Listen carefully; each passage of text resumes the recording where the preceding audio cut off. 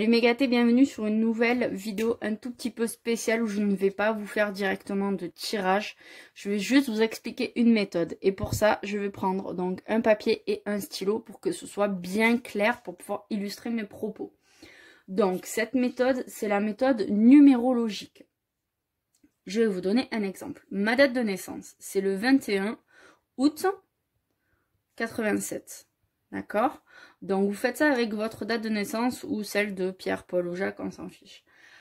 Vous allez additionner tous les chiffres, tous les numéros du moins de la date de naissance. Donc ici pour moi c'est le 21, le 8 et le 1987. On garde bien tous les numéros, tous les chiffres de la date de naissance. D'accord? On ne s'arrête pas juste à 87 ou à l'année.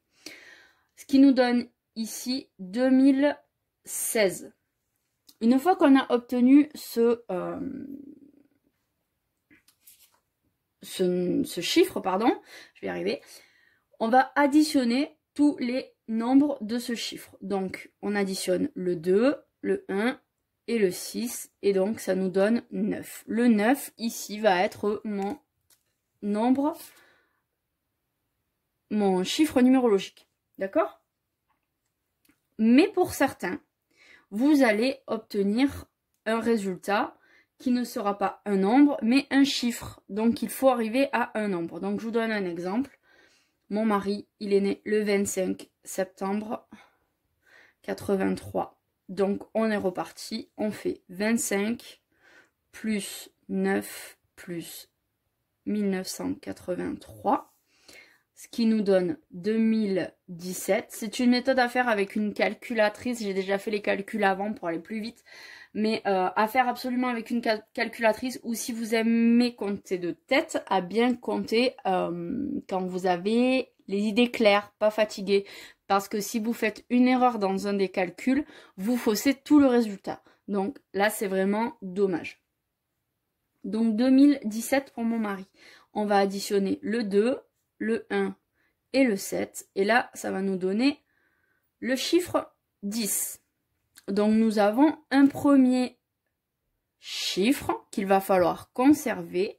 Et on va additionner les nombres de ce chiffre. Donc, en l'occurrence ici, le 1 plus le 0, ça nous donne 1. Et on va avoir notre nombre final pour la numérologie. Qu'est-ce que ça change? Ça change beaucoup de choses. Parce que moi, lorsque je vais me faire mon tirage, je vais, comme d'habitude, battre mes cartes, couper mes cartes. Je vais prendre en compte la tendance de la coupe et je vais sortir juste 9 cartes de mon jeu. Et ça va me donner la méthode numérologique.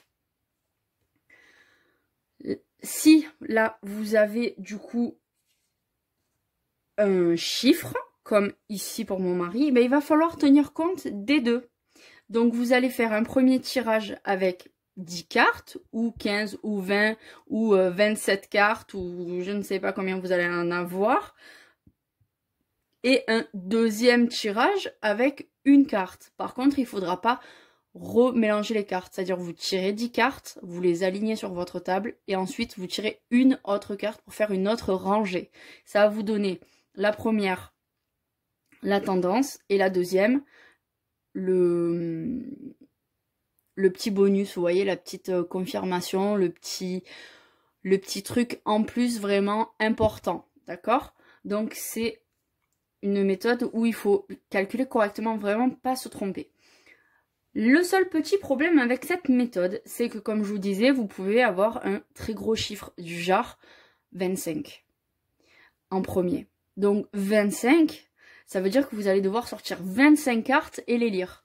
Le seul petit bémol avec cette méthode, et je vous mets en garde, c'est de ne pas partir de travers. Donc vous allez étaler toutes vos cartes, donc vos 25 cartes, les unes à la suite des autres.